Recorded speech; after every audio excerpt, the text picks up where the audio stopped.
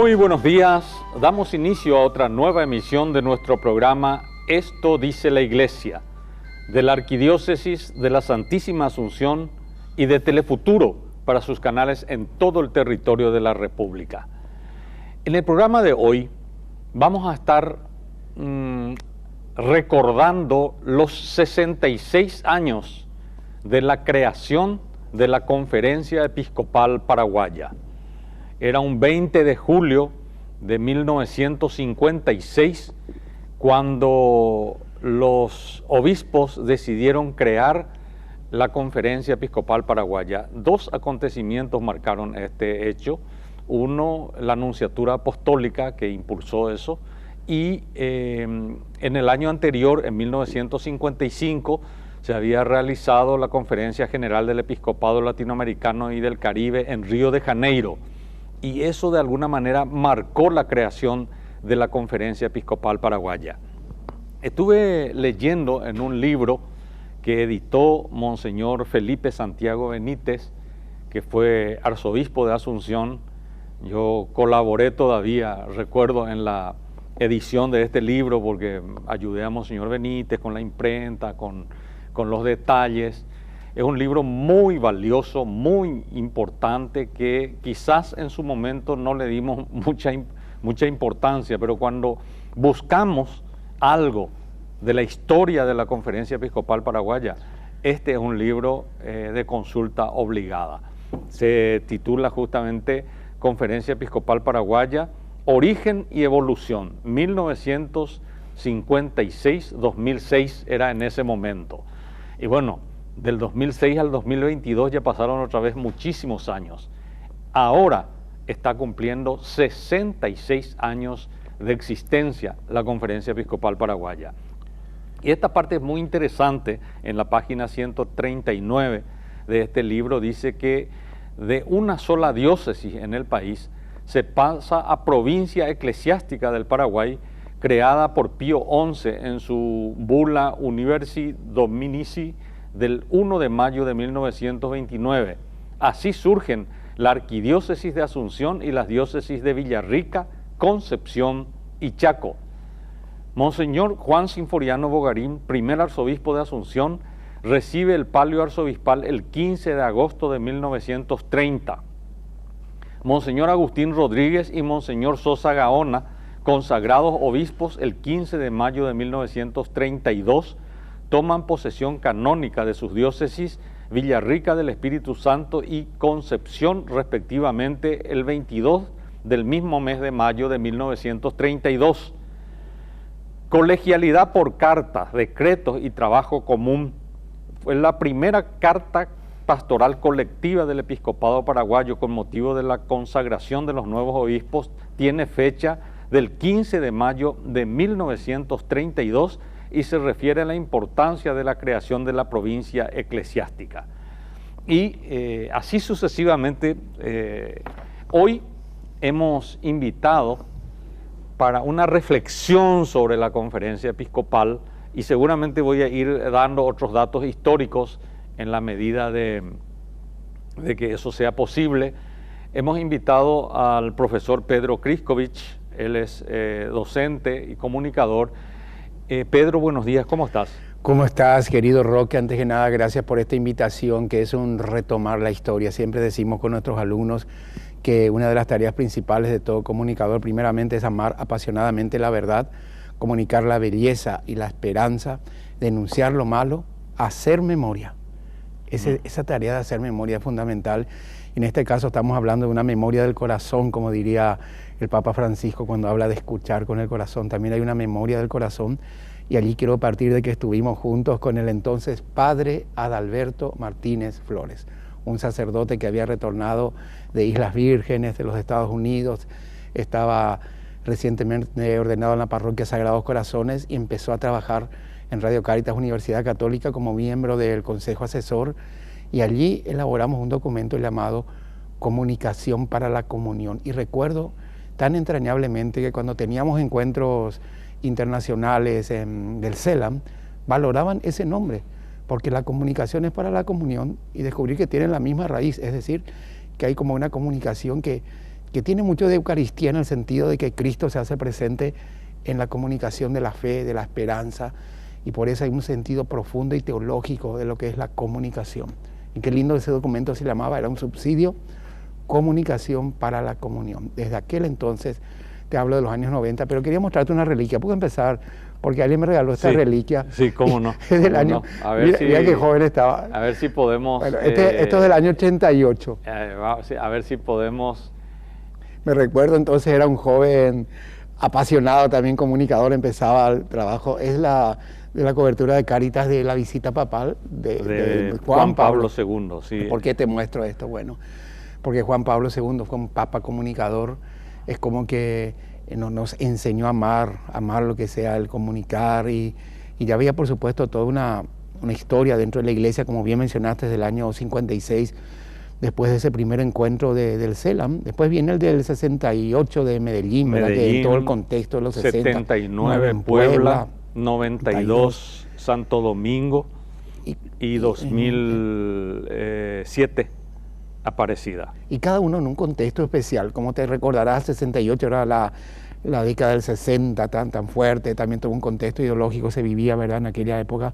En el 79, empezando el pontificado de Juan Pablo II, luego ya en el del 92 con todo, ¿te acordás de la polémica ideológica del 92? Que el Papa Juan Pablo era claro, decía, hubo más luces que sombras, y celebrar la llegada del Evangelio a América Latina. Y luego el 2000 ya un casi cambio de época, y ahora el 2007, recordar también ya con Benedicto, donde aparece Francisco. Es Benedicto XVI, pero ahí aparecen la mano, el corazón de Francisco ya acompañando a Benedicto, así es, ¿verdad?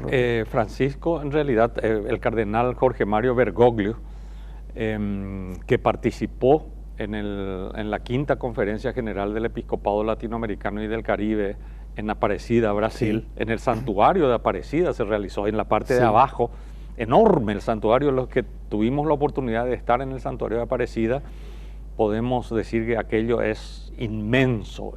Una ciudad. El santuario de Aparecida es inmenso, y en la parte de abajo se realizó la Asamblea General, que son espacios realmente muy grandes.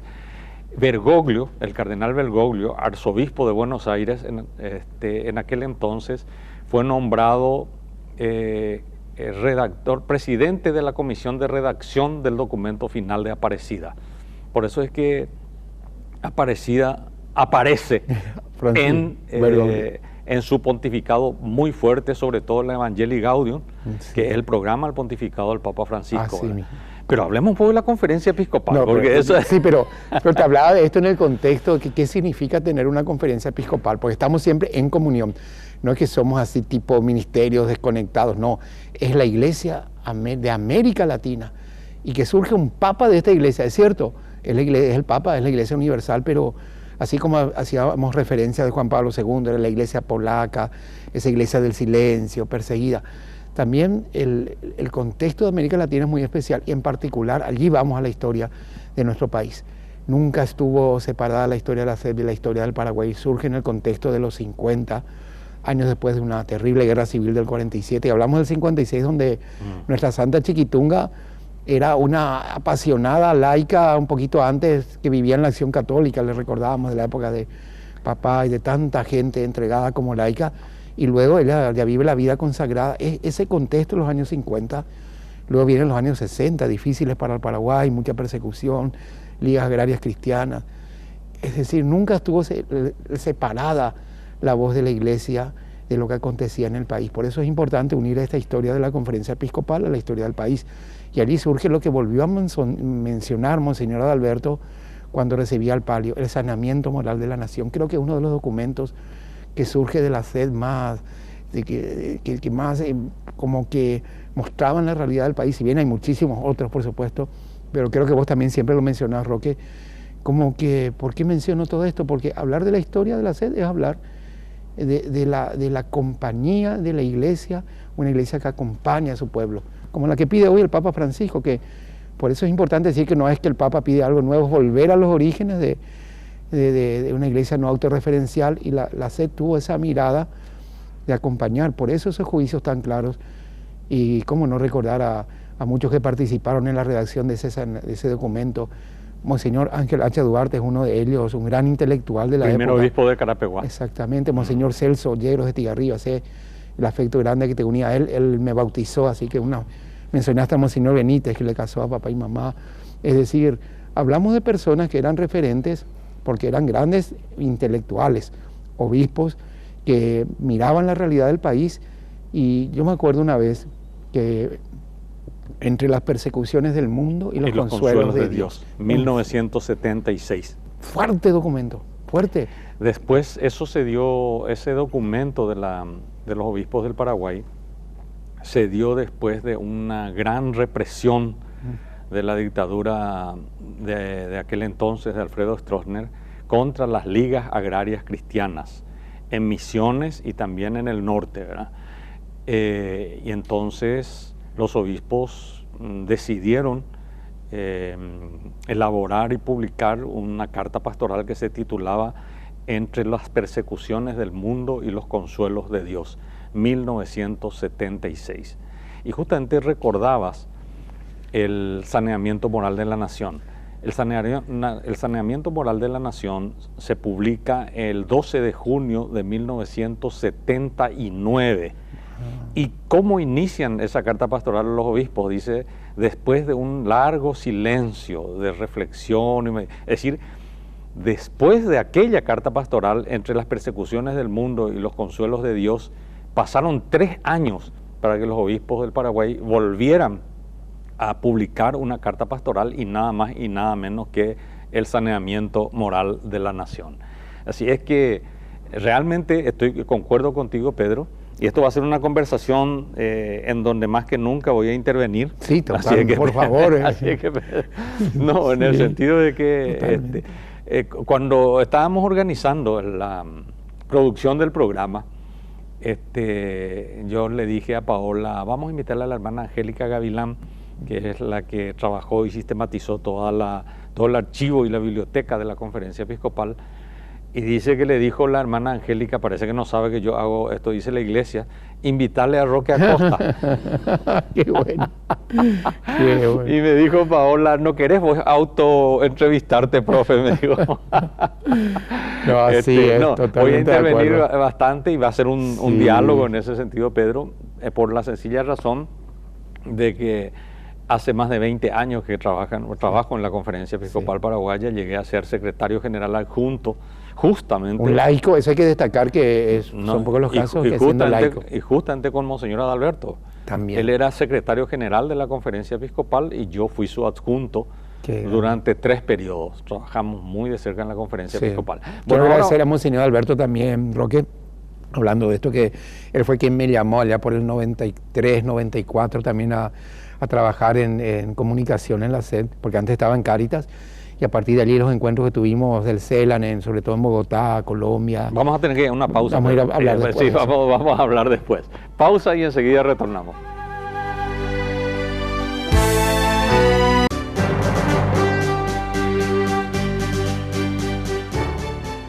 En esta mañana de domingo estamos teniendo un diálogo, un intercambio, una reflexión, un recordatorio. Nos brotan del alma muchas anécdotas, muchos recuerdos relacionados con la Conferencia Episcopal Paraguaya. El miércoles 20 de julio estaremos recordando 66 años de la creación de la Conferencia Episcopal Paraguaya, cuyos antecedentes se remontan a 1929. Justamente mirando aquí el libro de Monseñor Benítez, Origen y Evolución de la SEP, dice que hubo un primer periodo que fue de 1929 a 1975, dice acá, pero yo creo que fue un error, ¿verdad? Por 55, supongo. Claro. El origen de la SEP, que puede llamarse los obispos se reúnen en conferencia. El segundo periodo va de 1955 hasta 1960, reuniones ya como Conferencia Episcopal Paraguaya. El tercer periodo va de 1960 a 1975, reuniones de la Conferencia Episcopal, su organización, actuación y desarrollo hacia una pastoral de conjunto propiamente dicha y al servicio del hombre. Y después en el año 2000 se promulgó un nuevo estatuto para la Conferencia Episcopal Paraguaya, que fue el estatuto que usamos hasta noviembre del 2021, en el que se publicó el nuevo estatuto de la Conferencia Episcopal. Este estatuto tiene menos de un año de vigencia. Justamente firma acá, dice decreto número 3, 2020 en realidad dice acá, por el cual se promulgan los nuevos estatutos de la Conferencia Episcopal Paraguaya. Visto la revisión de los estatutos de la Conferencia Episcopal Paraguaya, emprendida en la 213 Asamblea Plenaria en el 2016, y considerando la recognición de rigor de la Santa Sede otorgada por la Congregación para los Obispos por decreto del 24 de agosto del 2020, a dichos estatutos revisados, el presidente de la Conferencia Episcopal Paraguaya, en uso de sus atribuciones, decreta: promúlguense los nuevos estatutos de la Conferencia Episcopal Paraguaya, reconocidos por la sede apostólica, que sustituyen a los vigentes desde el año 2000. Los nuevos estatutos entrarán oficialmente en vigencia desde el 14 de diciembre del 2020. Imprímense los mismos, háganse llegar a las instancias eclesiales y civiles correspondientes, publíquense y cumplido, archívese.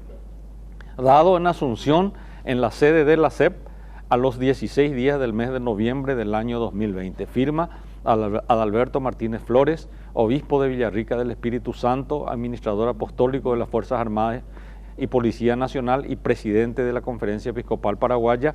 Amancio Benítez Candia, obispo de Benjamín Acebal, secretario general de la Conferencia Episcopal Paraguaya. O sea, desde diciembre del 2020 se tiene nuevo estatuto. Es como un nuevo periodo. Seguramente los que escriban la historia van a mencionar todo lo que viene. Monseñor Benítez ya menciona el estatuto del año 2000 en esto, y ahora ya tenemos un nuevo estatuto del año 2020. Pedro, vos como periodista, y en ese carácter, de alguna manera es que estás aquí para ayudarme a reflexionar sobre la Conferencia Episcopal. ¿Hace cuánto tiempo que haces la cobertura de las asambleas de la Conferencia Episcopal y de las actividades en general de la Conferencia Episcopal? Son 36 años exactamente. Yo empecé a los 20 años, ahora tengo 56.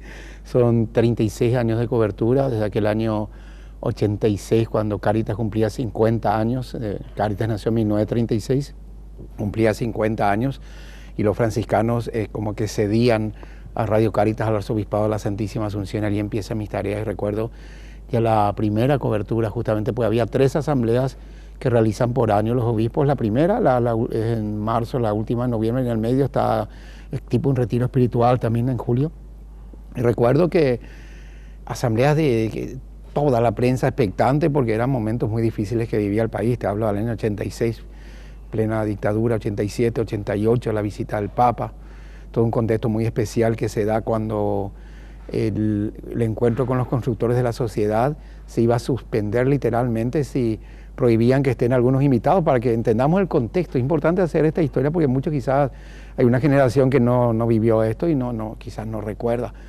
El ambiente, Concepción como que fue castigada. Recordad que le menciona al Papa, al obispo, Monseñor Aníbal Marisevich, croata, como Crisco, y siempre bromeábamos como Monseñor, el carácter fuerte que él tenía. Y Concepción como que se ponían excusas, ¿verdad? Se decía que no se podía visitar por motivos de seguridad, pero el Papa entendía de qué se trataba la cuestión, y estando en el encuentro con los constructores de la sociedad, mencionó la Concepción, le mencionó a Monseñor Aníbal Marisevich, que allí estaba. ¿Por qué cuento esto uniendo a lo que me preguntabas? Para que veamos el contexto difícil que se vivía. Bueno, pasaron los años, viene el momento de transición a la democracia, y estoy relacionando la historia de la Iglesia no desencarnada de la historia del país, porque no podemos separarla ni desencarnarla. La Iglesia paraguaya, en cierto modo, fue fiel a lo que pide el Papa, una iglesia en salida, que no sea autorreferencial. Y te acordarás en 99, cuando los obispos median, nunca me olvido que Monseñor Alberto Martínez amaneció junto a Monseñor Benítez, él era obispo auxiliar de Asunción, en aquella mañana del 99, atendiendo a la prensa, mediando los obispos, porque frente a la catedral acontecía todo el tema de los tiroteos. De la matanza ese 20, creo que fue el 26 de marzo, la noche de la matanza. Así mismo. Y Monseñor Adalberto Martínez, obispo auxiliar de Asunción, en nombre del arzobispo, era el que cruzaba la plaza en medio de las balas. Así mismo. Iba a la comandancia de la policía, se reunía con las autoridades y después al día siguiente seguramente dio esta conferencia de prensa que estás mencionando, ¿verdad? Esto hay que recordar, claro, querido Roque, no hay que olvidar. 36 años entonces, o sea que más de la mitad de la vida de la conferencia episcopal. Ahora que me decís, o que me dijiste me doy cuenta. Sí, 66 años cumple la conferencia episcopal y vos tenés 36 años de cobertura. En ese año... Y puedes recordar a la gente entrañable, antes que me olvide, al querido don Pedro Blanco, ya en la eternidad. Mimi, ¿te acuerdas? Te hablo de la gente ahí que... para la audiencia, porque tenemos que acordarnos que el país nos está viendo en estos momentos. Entonces, ¿quién es don Pedro Blanco a quien estás recordando? ¿Quién fue Mimi a quien estás recordando? Don Pedro Blanco, para los que se iban a la sede de la conferencia episcopal, que es sobre la calle Alberdi, era el señor que siempre estaba con una sonrisa recibiendo a la gente. Trabajó en la recepción de la conferencia episcopal, yo creo que por 40 años más o menos estuvo don Pedro Blanco. Un hombre de Dios realmente prudente. Recuerdo que cortaba los chismes de raíz don Pedro Blanco. Él estaba ahí en su escritorio, en la entrada, y cuando alguien se iba y se sentaba y sabía, ¿sabes qué? Don Blanco, ya teniendo tono de chisme, decía sonriendo, disculpe, ¿en qué le puedo servir? Dice, y hacía sus cosas ahí, que no tenía tiempo para escuchar chismes, ¿verdad? Qué grande. ¿Cuántas cosas habrá visto y oído don Pedro Blanco? Y así se fue a la tumba, ¿verdad? Así. Y Mimi, que era la secretaria que estaba, simplemente para contextualizar de quiénes estás hablando. Y ¿verdad? son los santos laicos en ese sentido, te cuento que como dice el Papa, santos en la puerta de al lado, y que viven en silencio, esa cotidianeidad de la santidad. Así ahora, es. Pedro, lo que pasa es que nuestro tiempo se nos va. Nos quedan 4 minutos. Oh, no te puedo creer. Sí, 4 minutos de programa nos quedan. Así es que lo que me gustaría es, en estos 36 años, que hagan una reflexión, en estos 36 años de haber visto, mira, en estos 36 años ya se fueron todos los que fueron miembros de la conferencia episcopal de aquella primera época. Porque salvo seguramente Monseñor Medina, todos los demás obispos ya gozan de la presencia del Padre, ¿verdad? Así porque así es.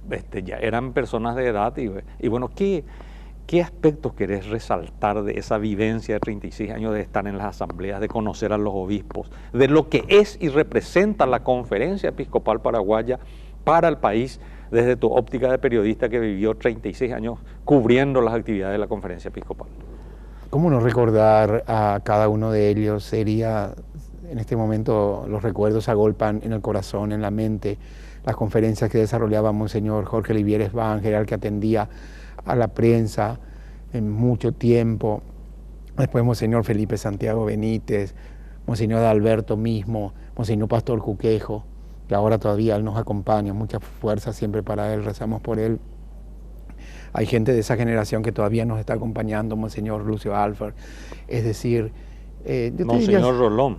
No, ni qué decir lo que él representó, Monseñor Blas Jiménez Rolón, además desde la SEB, tenía sus escritos particulares que desde mi oasis, cuando él ya estaba retirado, seguía conectado con la gente y con la realidad. Que nunca se desencarnó la iglesia de la realidad que vivía el país. Es lo que pide el Papa Francisco.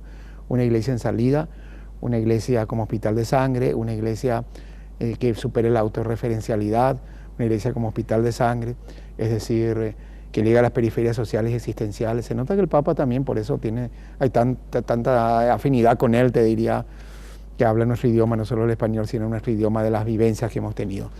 Y en ese sentido recuerdo eso, recuerdo esa comunión de los obispos con su pueblo y del pueblo cristiano con los obispos. Siempre una mirada ante la realidad, y por eso se esperaban tanto esas conferencias de prensa, porque eran como que era el termómetro y eran la única voz que se podía expresar dentro de un ambiente. Te hablo de la dictadura y después también en la transición a la democracia. Sí, también había mucha confusión y se necesitaban voces claras. Que hubo 2 diálogos nacionales que Sí. promovió la Conferencia Episcopal Sí, Paraguaya. perfectamente. Ese primer diálogo nacional, ¿en qué año más o menos fue? Recuerdo el primero, que era el año 86, cuando yo empezaba en Cáritas, me invita Monseñor Jorge Oliveres Banks.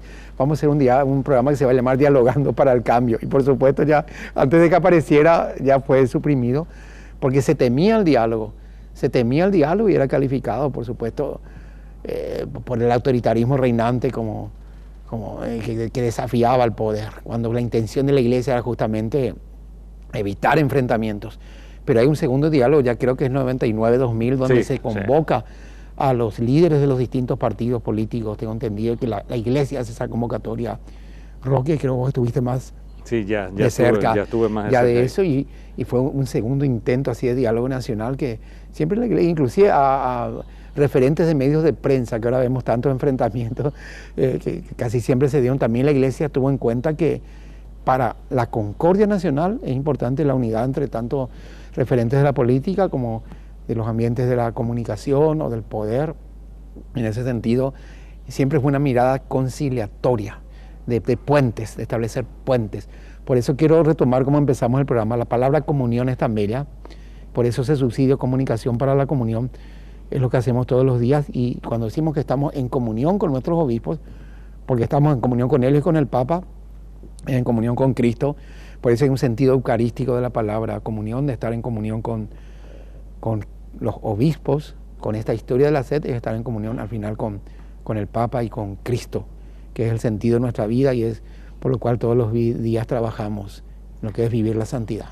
Bueno, y en lo cotidiano. Ya, y en la persona justamente de Monseñor Adalberto Martínez Flores, que es actual presidente de la Conferencia Episcopal, saludamos a todos los obispos del Paraguay y a todos los que trabajamos también y hacemos parte de la gran familia de la Conferencia Episcopal Paraguaya. Un feliz cumpleaños, 66 años nada más y nada menos. Que Dios bendiga a los obispos y a la Conferencia Episcopal Paraguaya. Gracias, Pedro. Gracias. A la teleaudiencia también muchísimas gracias. Que tengan ustedes un muy buen domingo.